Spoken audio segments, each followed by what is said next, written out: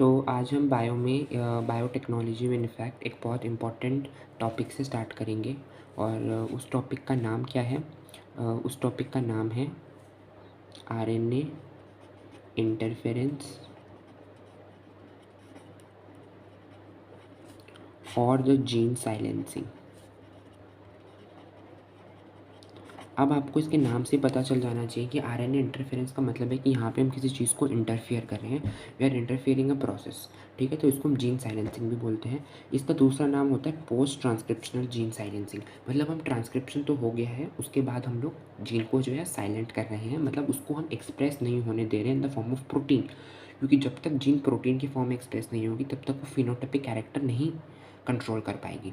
तो अभी ट्रांसक्रिप्शन क्या होता है उससे पहले हमको थोड़ा सा बेसिक समझना पड़ेगा। सबसे पहले हम पूरा आरएनए इंटरफेरेंस समझ लेंगे और फिर हम देखेंगे कि उसको कैसे हम लोग बायोटेक में हम लोगों ने अप्लाई करा है। ठीक है, to make the transgenic plants. ठीक है, तो अब हम सबसे पहले हम लोगों को इसमें कंसेप्ट समझना पड़ेगा। Central dogma of molecular biology. What is the central dogma of molecular biology? देखिए, सेंट्रल डॉगमा का मतलब क्या होता है। Central dogma is nothing but, central dogma का मतलब होता है एक मेन सिद्धांत, द कोर कंसेप्ट। तो कोर कंसेप्ट क्या है मॉलिक्यूलर बायोलॉजी का? हमको पता है डीएनए से बनता है mRNA. MRNA is what is a type of, it's a type of RNA. तीन टाइप के आरएनए होते हैं, mRNA, rRNA, tRNA. Anyways that's not a point है, वो बेसिक है एकदम। तो हम यहाँ पे आरएनए इंटरफेरेंस को समझेंगे, so will stick to this. MRNA के बाद हमको पता है इसमें प्रोटीन बनता है, और प्रोटीन ही जो सेल होता है उसमें जीनोटिपिक, मतलब इसमें जो फिनोटिपिक कैरेक्टर्स होते हैं उनको कंट्रोल करता है। जीनोटिपिक तो हमारी जो जीन्स होती है वो होती है। अब डीएनए से एमआरएनए का जो प्रोसेस होता है उसको हम बोलते हैं ट्रांसक्रिप्शन, और जो एमआरएनए से प्रोटीन का प्रोसेस होता है इसे हम बोलते हैं ट्रांसलेशन। तो अब आप लोगों को ये समझना चाहिए, आपको पता होना चाहिए कि ये होता है सेंट्रल डॉगमा। जैसे सेंट्रल डॉगमा, अब आपको पता है सेंट्रल डॉगमा के एक्सेप्शंस भी हम बोलते हैं सेंट्रल डॉगमा का रिवर्स सेंट्रल डॉगमा और द टेमिनिज्म। रिवर्स सेंट्रल डॉगमा और द टेमिनिज्म। टेमिनिज्म क्यों बोलते हैं? क्योंकि एक साइंटिस्ट थे, उन्होंने इसको डिस्कवर करा था। इसको रिवर्स सेंट्रल डॉगमा भी बोलते हैं। रिवर्स सेंट्रल डॉगमा में क्या होता है? रिवर्स सेंट्रल डॉगमा में क्या होता है? रिवर्स सेंट्रल डॉगमा में जो ये reverse central dogma mostly occurs in the viruses which have the RNA genome. जिनके पास आरएनए जीनोम होता है तो क्या करते हैं, डायरेक्टली आरएनए से प्रोटीन नहीं बनाते।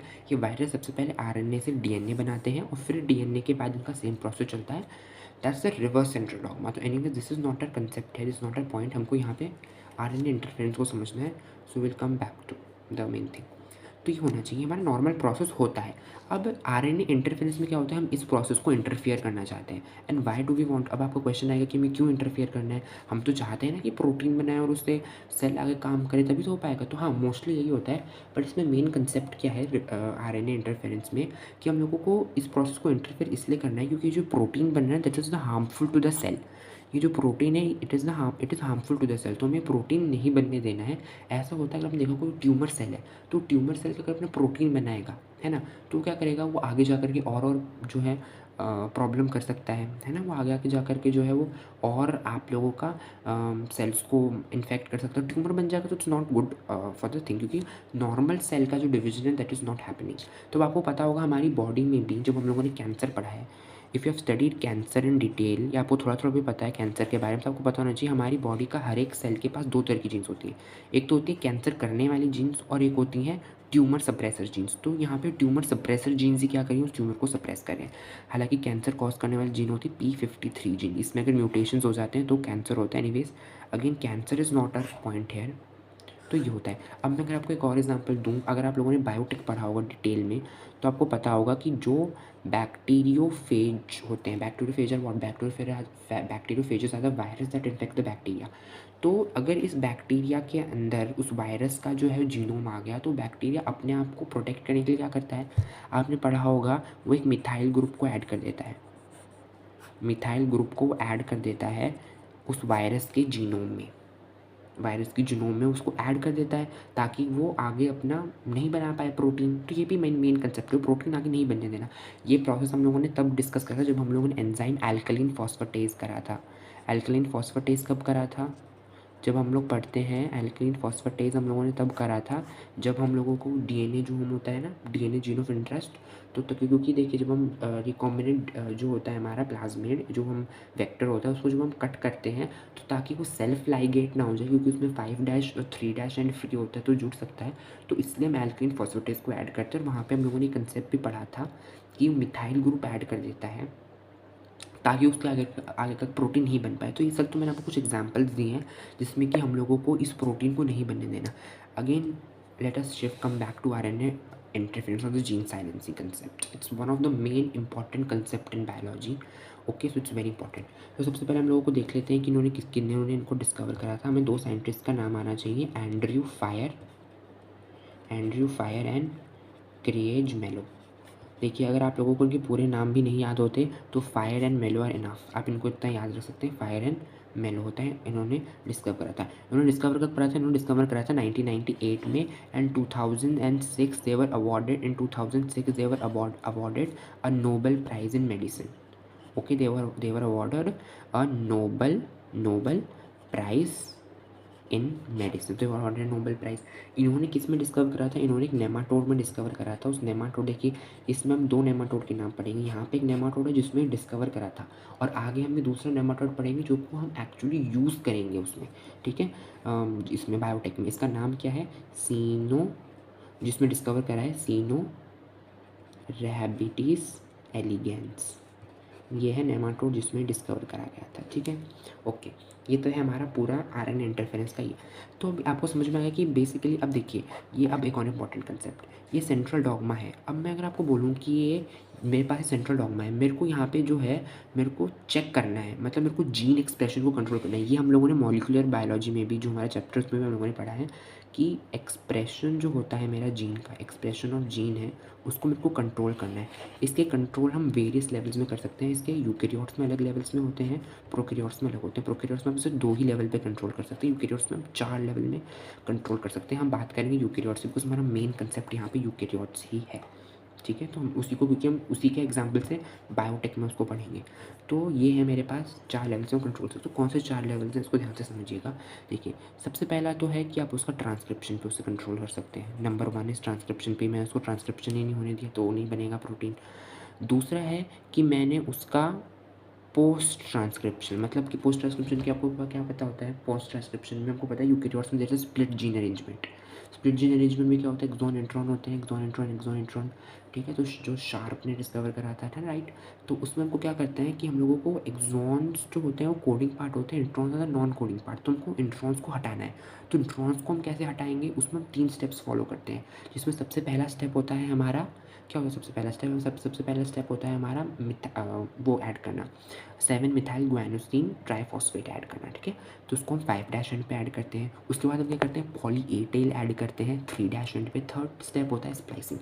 तो ये तीनों स्टेप होते हैं पोस्ट ट्रांसक्रिप्शन, तो आप यहाँ पे कंट्रोल कर सकते हैं। तीसरा जहाँ पे आप कंट्रोल कर सकते हैं वो होता है, याद रखिए, जब आपको पता है यूकेरियोट्स में there is a plasma, there is a nuclear membrane, और न्यूक्लियर मेम्ब्रेन में पोर्स होते हैं। ये जितना भी सारा प्रोसेस है ट्रांसक्रिप्शन का और जितना भी पोस्ट ट्रांसक्रिप्शन मॉडिफिकेशन है, ये न्यूक्लियस के अंदर होता है। तो अगर मैंने उस न्यूक्लियर पोर्स, उस एमआरएनए को बाहर ही नहीं आने दिया तो वहाँ पे भी कंट्रोल हो जाएगा, उस पर प्रोटीन बनेगा। And fourth last but not the least step is the translation, कि मैं उसको ट्रांसलेशन में भी रोक सकते हैं हम लोग उसको, जिससे कि प्रोटीन ना बने, ठीक है। और ये सेकंड स्टेप में ना ये ऐड करना, मतलब पोस्ट ट्रांसक्रिप्शन इवेंट, जिसमें कि 7 मिथाइल गुआनोसिन ट्राइफॉस्फेट ऐड कर रहे थे, पॉली ए टेल ऐड कर रहे थे, स्प्लाइसिंग करते, इसको करना इंपॉर्टेंट है, क्योंकि जब ये होगा नहीं ना तो एमआरएनए बेकार का है। अगर पोस्ट ट्रांसक्रिप्शन मॉडिफिकेशन होगा तो बेकार है, क्योंकि एक तो उसमें एक्सॉन इंट्रॉन होंगे, है ना। दूसरा क्या होता है, जब वो बाहर आ जाएगा सेल में तो जो आरएनए का स्मॉलर सब यूनिट है वो आइडेंटिफाई नहीं करेगा, क्योंकि आइडेंटिफाई तभी करता है जब इसमें ये चेंजेस हो जाए, ठीक है, वो तभी आइडेंटिफाई करता है। और दूसरी बात क्या है कि जो सेल है हमारा, उसमें बहुत सारे न्यूक्लियसेस होते हैं एंजाइम, जैसे हम इसमें भी पढ़ेंगे कि न्यूक्लियस एंजाइम होता है इसमें भी, आरएनए इंटरफेरेंस में भी। तो क्या होता है, जो न्यूक्लियस एंजाइम है वो उसको एडिट कर सकते, मतलब उसको तोड़ सकते हैं एमआरएनए को। एमआरएनए टूट जाएगा तो उससे प्रोटीन नहीं बनेगा, तो इसलिए उसको ज़रूरी होता है करना क्या, पोस्ट ट्रांसक्रिप्शन मॉडिफिकेशंस करना ज़रूरी होता है। बट आरएनए मतलब कि पर जीन को एक्सप्रेशन को प्रोटीन ना बनने के लिए तो हम चाहते ही हैं कि वो टूट जाए, तो नहीं होगा। मान लो अगर सेकंड प्रोसेस से हो रहा है जीन एक्सप्रेशन कंट्रोल, तो वो होगा ही नहीं, उसमें पोस्ट ट्रांसक्रिप्शन मॉडिफिकेशन नहीं होगी तो प्रोटीन नहीं बनेगा। एनीवेज, तो ये आरएनए इंटरफेरेंस का बेसिक मैंने आपको मेजर कंसेप्ट यहाँ बताया है। अब हम लोग आते हैं मेन जो हमारा, जिसमें हम लोगों ने बायोटेक में इसे यूज़ करा है, बायोटेक में जिसमें हम लोगों ने इसको यूज़ करा है। बायोटेक में आपको पता है देयर इज टोबैको प्लांट, हमको पता है टोबैको प्लांट होता है। टोबैको का साइंटिफिक नेम होता है निकोशियाना टोबैकम, राइट। इसका साइंटिफिक नेम आपको याद रहे तो ठीक है, इसका साइंटिफिक नेम होता है निकोशियाना टोबैकम। अब इसमें क्या होता है, टोबैको में ना एक ना रूट नॉट डिजीज़ होती है, मतलब इसको रूट में गठाने हो जाती है, this is root not disease. और अगर रूट नॉट डिजीज़ हो गया मतलब रूट अफेक्टेड हो गई तो मेन पूरा प्लांट का जड़ इफेक्ट हो गया तो प्लांट में नॉट सर्वाइव। तो इससे टोबैको प्लांट का प्रोडक्शन बहुत जो है इफेक्ट हो रहा था। और ये रूट नॉट डिजीज़ हो किसकी वजह से रहा था, ये रूट नॉट डिजीज़ एक नेमाटोड, अगेन यहाँ पे जो नेमाटोड जिसमें आरएनए इंटरफेरेंस को सबसे पहली बार डिस्कवर करा था उसका नाम अलग है, सिनोरेबैटिस एलिगेंस। और यहाँ पे जो हम यूज़ करेंगे जिसकी वजह से ये हो रहा है ना, जिसमें जिस और एक्चुअल जिस नेमाटोड में हमको जीन एक्सप्रेशन कंट्रोल करना है उस नेमाटोड का नाम है मेलोडोगाइने इनकॉग्निशिया, मेलोडोगाइने इनकॉग्निशिया। इसको हम सदर्न रूट नेमाटोड भी बुलाते हैं, कॉटन रूट नॉट नेमाटोड भी बुलाते हैं। और जो ये नेमाटोड होता है ये मोनोकॉट डाइकॉट दोनों को अफेक्ट करता है, ये दोनों को अफेक्ट करता है। अब आपको एक बताना है मेरे को कमेंट में कि tobacco is a monocot plant और it's a dicot plant. Tobacco monocot होता है या टोबैको डाइकॉट होता है, ठीक है। अब तो ये मोनोकॉट डाइकॉट दोनों को अफेक्ट करता है, ये हमारा नेमाटोड। अब आपको पता होगा जो एग्रोबैक्टीरियम टूमीफेशियंस होता है बैक्टीरिया वो सिर्फ मोनोकॉट को जो है अफेक्ट करता है। This is a very important need question कि एग्रोबैक्टीरियम टूमीफेशियंस जो होता है वो सिर्फ ही सिर्फ डाइकॉट्स को अफेक्ट करता है, बट जो नेमाटोड होता है मेलोडोगाइने इनकॉग्निशिया मोनोकॉट को भी अफेक्ट करता है और डाइकॉट को भी अफेक्ट करता है।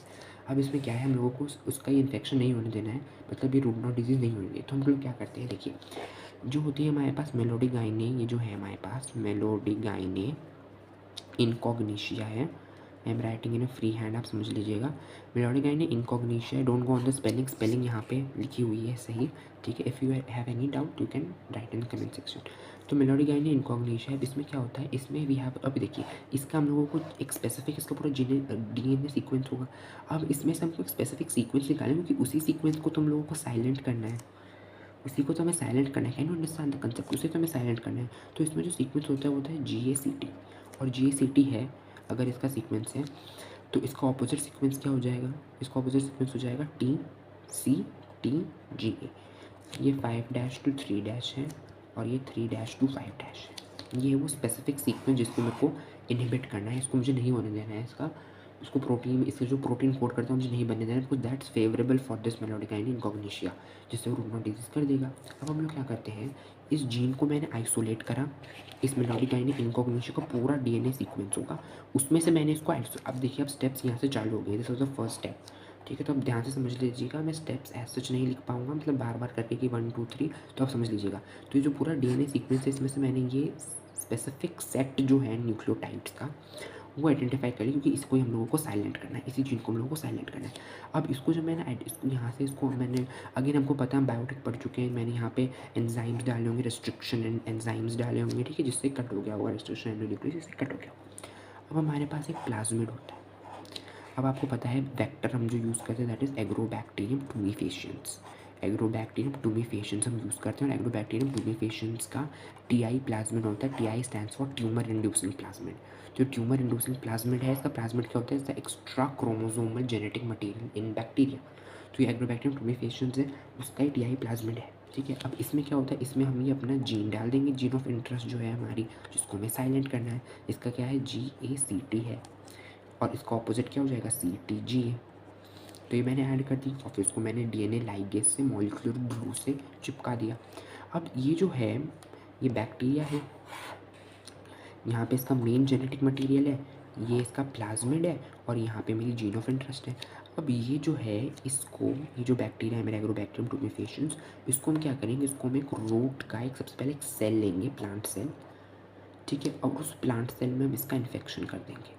This is a very important word, infection is a very important word, ये क्वेश्चन पूछा गया है एम्स में, इन्फेक्शन वाला 2005 के एम्स पेपर में पूछा जा चुका है ये क्वेश्चन कि इन्फेक्शन वर्ड स्पेसिफिकली पूछा गया। अभी इन्फेक्शन कैसे करेंगे आपको पता है, बायोटिक पढ़ चुके हैं आप लोग। गन यूज़ कर सकते हैं, बायोलिस्टिक गन यूज़ कर सकते हैं, हम लोग इलेक्ट्रोपोरेशन यूज़ करते हैं जिसमें पोर्स बन जाएंगे, टेम्परेरी पोर्स फिर ही चला जाएगा। You can use a gun और you can use a micro injection जिसमें हम उसको लोड करेंगे और micro pipette and micro injection होता है।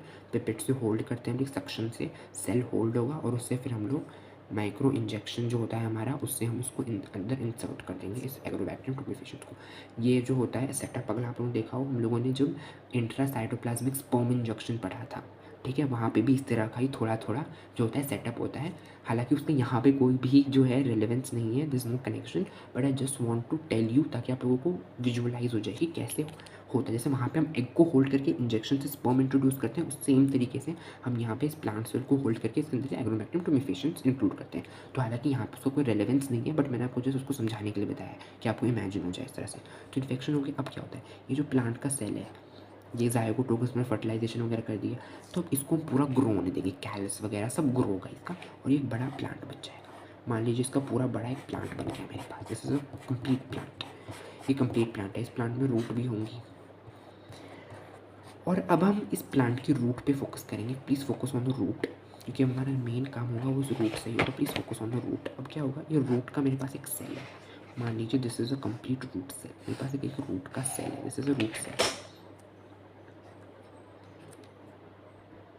तो जो ये रूट सेल होता है, इस रूट सेल के अंदर ये मेरी जीन होगी, क्योंकि हमने इसको इंट्रोड्यूस कर दिया था।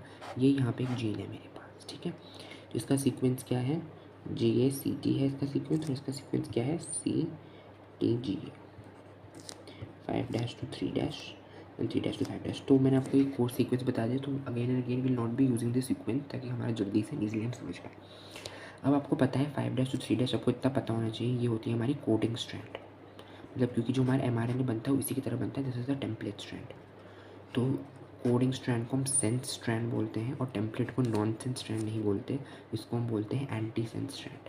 तो अगर आगे वीडियो में I will be using anti sense and sense strand only, ठीक है। कोडिंग टेम्पलेट हम लोग नहीं यूज़ करेंगे। अब क्या होता है, normally I am telling you, normally क्या होता है, एक ही जो होता है इसका कोडिंग स्ट्रैंड, वही सिर्फ आपका mRNA बनता है। और ये हम लोगों ने मॉलिक्यूलर में पढ़ा भी है, एक ही से बनना चाहिए। अगर दोनों से बनेगा तो डबल स्ट्रैंडेड RNA बनेगा, उससे प्रोटीन नहीं बनेगा, वही तो हम चाहते हैं, तो इसमें बनेगा डबल स्ट्रैंडेड RNA। दूसरा प्रॉब्लम क्या होती है, अगर दोनों से होता है तो नॉर्मल प्रोसेस में कहो दोनों से नहीं होता, अगर दोनों से हो गया तो एक तो डबल स्ट्रैंड RNA बन जाएगा जो हम चाहते हैं इसमें बने, क्योंकि प्रोटीन ही बनेगा ना उससे। दूसरा क्या होता है, दूसरा इसमें हम लोग जो मेन कंसेप्ट बोलते हैं क्या होता है, क्योंकि अगर ऐसा हो जाएगा ना तो एक प्रॉपर जीन से, एक जो प्रॉपर जीन है, एक जीन है उसमें 2 पॉलीपेप्टाइड होगी, उसमें अलग अलग होंगी। ये हमारे डिटेल में हम लोगों ने मॉलिक्यूलर में पढ़ा है, ठीक है। तो आपको वहाँ पे ध्यान से डिटेल में पढ़िए, तो यहाँ पे आपको इतना पता होना चाहिए, ठीक है। तो अब हम लोगों को क्या करना है, हमने इससे डबल स्ट्रैंडेड मेरा RNA बन गया, कुछ रीजंस की वजह से मेरा डबल स्ट्रैंडेड RNA बन गया, सारा प्लांट सेल के अंदर चल रहा है, ठीक है। ऐसे डबल स्ट्रैंडेड मेरा RNA बन गया। अब क्या होता है, इसके ही साइटोप्लाज्म में कुछ एंडोन्यूक्लियेसेस एंजाइम होते हैं, दे आर सर्टेन एंडोन्यूक्लियेसेस एंजाइम, और उस एंडोन्यूक्लियेसेस एंजाइम का नाम क्या है, एंडोन्यूक्लियस मतलब जो इसको कट कर देंगे उसका नाम होता है dicer. And dicer is a RNAs क्योंकि RNA को कट कर रहे हैं, it is an RNAs type 3। हालांकि इतना डिटेल आपसे कभी नहीं पूछेंगे कि कौन सा टाइप है, बस आपको पता होना चाहिए। डाइसर का तो NCERT में नाम है भी नहीं, ठीक है। तो this is a dicer, additional नाम आपको आई एम टेलिंग यू कि डाइसर होता है।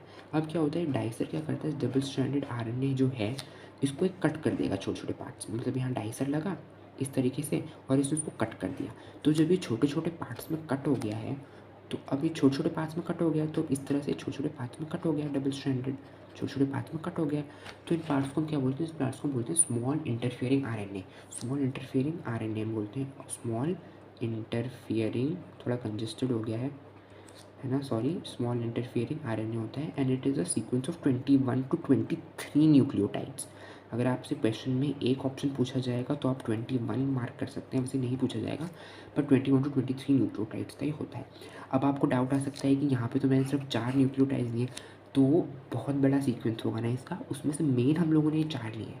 क्योंकि देखिए अगर आप कंसेप्ट, हमको कंसेप्ट वाइज पढ़ना है, रटिए मत please, bio is a subject to be felt, down your heart, आप उसको रट नहीं सकते हैं। तो आप यहाँ मुझसे डाउट पूछ सकते हैं कि यहाँ 20 मैंने कट करके मैंने बताया कि यहाँ 21 to 23 न्यूक्लियोटाइड कट होंगे, यहाँ पे मेरे पास 4 न्यूक्लियोटाइड लिए। तो आप समझने की कोशिश करिए, ये 4 हम लोगों ने मेन उसका लिया है, होगा तो पूरा हम लोगों ने जो थोड़ा बहुत और ज़्यादा होंगे न्यूक्लियोटाइड्स, उसमें से हम लोगों ने 4 ही जो होते हैं मेन हम लोगों ने कंसिडर करें। अब क्या होता है, स्मॉल इंटरफेयरिंग आरएनए होता है, और अभी स्मॉल इंटरफेयरिंग आरएनए इसमें बन चुका है, इस प्लांट सेल में बन चुका है। अब क्या होता है, अब इतना कहानी समझ में, अब क्या होता है, सॉरी, अब क्या होता है, जो मेरा अब ये प्लांट सेल है, अब मान लो इस प्लांट सेल के पास आया है नेमाटोड, ये क्या है हमारा नेमाटोड, और ये कौन सा नेमाटोड है, यही है हमारा मेंड्रो, ये हमारा कौन सा नेमाटोड है, हम जितनी देर से बात करें मेलोडी गाएंगे इनकॉग्निशिया, तो भी आएगा नेमाटोड इसके पास, और ये क्या करेगा, इस प्लांट सेल में फीड करेगा, इस प्लांट सेल पे ही फीड करेगा। अभी जब ये प्लांट सेल पे फीड करेगा तो इस फीड के साथ साथ ये फीड करेगा, तो ये डबल स्ट्रैंडेड आरएनए जो है ये भी इसकी बॉडी के अंदर चला जाएगा। प्लीज़ ध्यान से सुनिए, ये नेमाटोड की बॉडी के अंदर ही डबल स्ट्रैंडेड आरएनए चला जाएगा। अब ये नेमाटोड की बॉडी की तो था प्लांट सेल के अंदर की कहानी, अब नेमाटोड के अंदर की कहानी क्या होगी वो हम यहाँ समझते हैं, ठीक है। मान लीजिए मेरा पूरा नेमाटोड है, this is my complete nematode, मेरी नेमाटोड की बॉडी।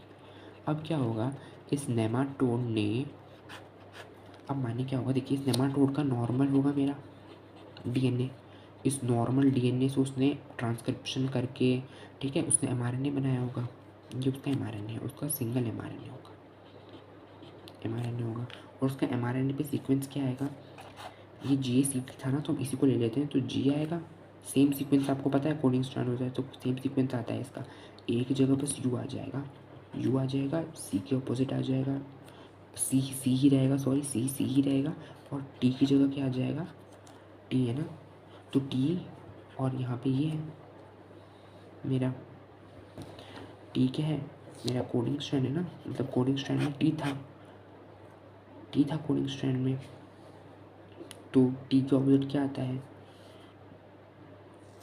बस जहाँ जहाँ मान लो कि टी नहीं होता ना तो यू आ जाएगा, यहाँ यू आ जाएगा,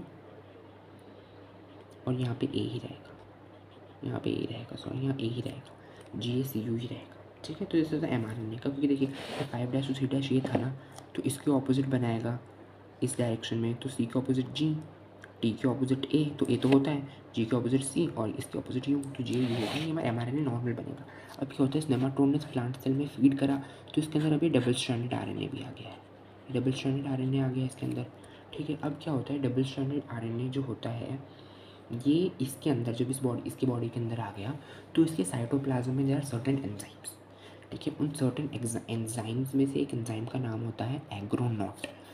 आई एम अगेन टेलिंग यू, इस एंजाइम का नाम याद करना बिल्कुल भी इंपॉर्टेंट नहीं है, ये कहीं भी एनसीईआरटी में भी नहीं है, कहीं भी नहीं है, ठीक है। एग्रोनॉट नोट्स में भी नहीं होता है, मोस्टली एग्रोनॉट होता है इसका नाम इसका बिल्कुल भी इंपॉर्टेंट नहीं। आप सिंपल भाषा में उसको समझ लीजिए, स्लाइसर होता है, आपको बेसिकली नोट्स में स्लाइसर लिखा मिल जाएगा, एग्रोनॉट हम हायर लेवल पे पढ़ते हैं। तो जो एग्रोनॉट होता है क्या करता है, डबल स्ट्रैंडेड जो मेरा आरएनए है ना, इसका ध्यान से सुनिएगा, ध्यान से, ये क्या करता है, जो डबल स्ट्रैंडेड आरएनए है ना मेरे पास, ये जो डबल स्ट्रैंडेड आरएनए होता है, इसमें एक सेंस स्ट्रैंड होगी, एंटी सेंस होगी, सेंस कौन सी, जो इस सेंस वाले से बनी होगी वो सेंस वाला एमआरएनए होगा, जो इस एंटी सेंस से बना होगा वो वाला होगा। तो जो ये सेंस वाला होता है ना, इसको क्या करता है, ये रिमूव कर देता है, जो ये सेंस वाला स्ट्रैंड होगा ना इसको रिमूव कर देगा। जब इस सेंस वाला स्ट्रैंड रिमूव कर देगा तो मेरे पास ये सिर्फ एंटी सेंस वाला स्ट्रैंड है, और एंटी सेंस वाला है, और यहाँ एग्रोनॉट है, स्लाइसर मेरा एंटी सेंस वाला स्ट्रैंड बचा है, याद रखिए, जो सेंस वाला स्ट्रैंड था वो हटा दिया है इसने, सिर्फ एंटी सेंस वाला स्ट्रैंड रहता है।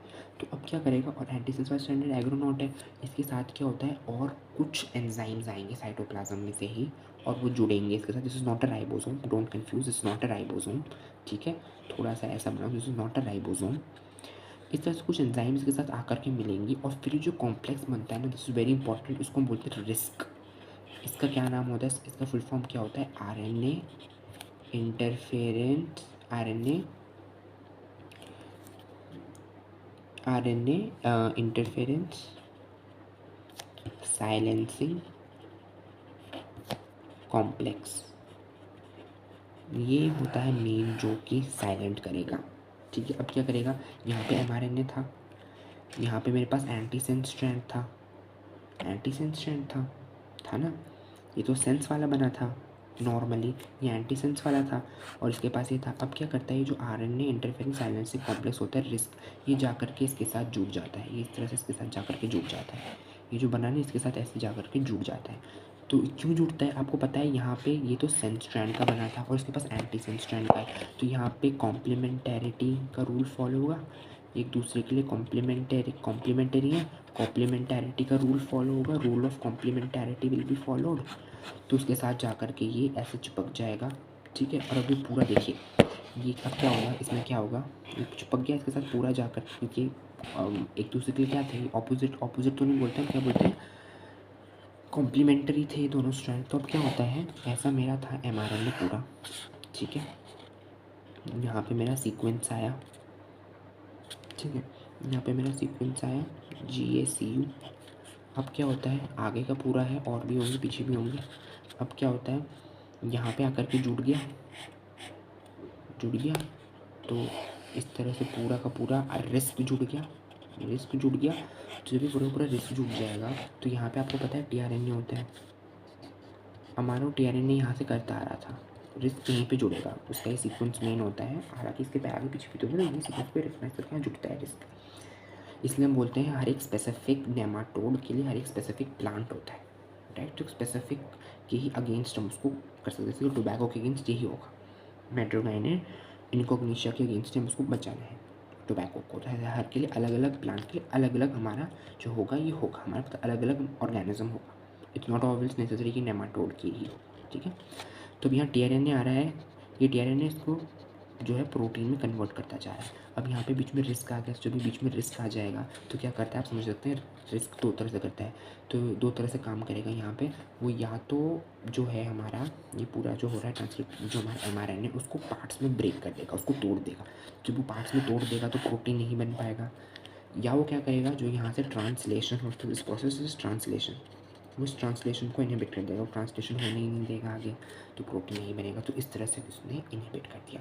अब एक इंपॉर्टेंट क्वेश्चन क्या पूछा जाता है यहाँ से, आपसे क्वेश्चन यहाँ लिख देते हैं हम, आपसे पूछा जाता है source of double stranded RNA, कि जो डबल स्ट्रैंडेड आरएनए इसका सोर्स क्या है, what is the source of the double stranded RNA. Double stranded RNA के 3 सोर्स होते हैं हमारे पास, इसमें सबसे पहला सोर्स होता है infection by virus with RNA genome, जब आरएनए जीनोम के साथ जिसके साथ उसको हम लोगों ने इन्फेक्ट कर दिया तो डबल स्ट्रैंडेड बन जाएगा मेरे पास जीनोम, डबल स्ट्रैंडेड बन जाएगा। दूसरा क्या होता है मोबाइल जीन्स होता है ट्रांसपोजोन्स, ये क्या होते हैं, ये मोबाइल जीन्स होते हैं जो कि एक सेल से दूसरे सेल, डीएनए होता है जो एक सेल से दूसरे सेल जा सकता है, जैसे मोबाइल ट्रांसपोजोन्स होते हैं।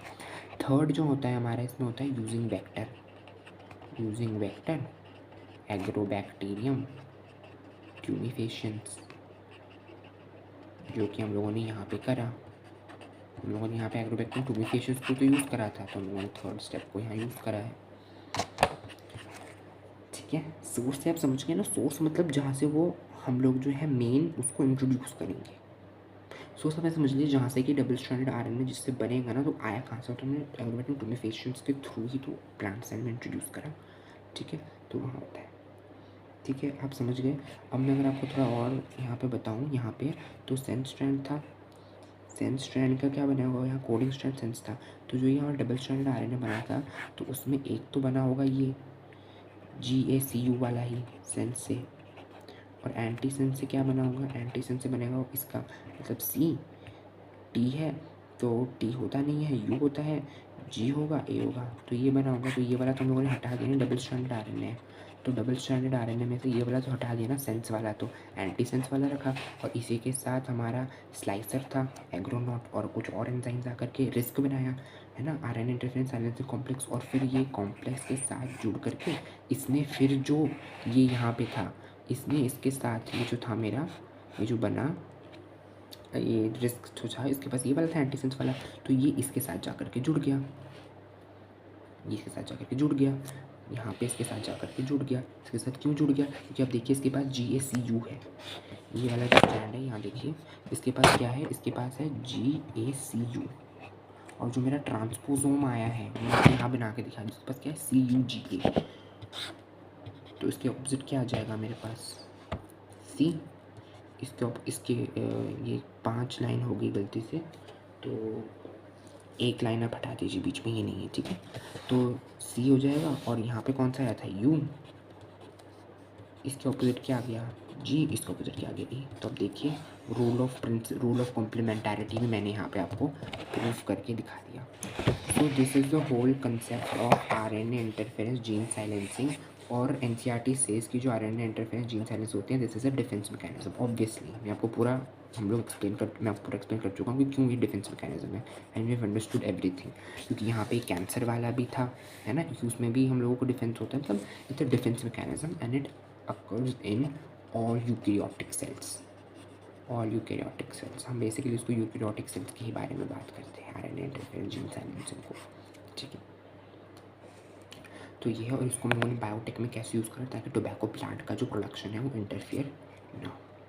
सो this is the whole concept of RNA interference और gene silencing. If you like the video please, if you like the explanation please like the video and subscribe.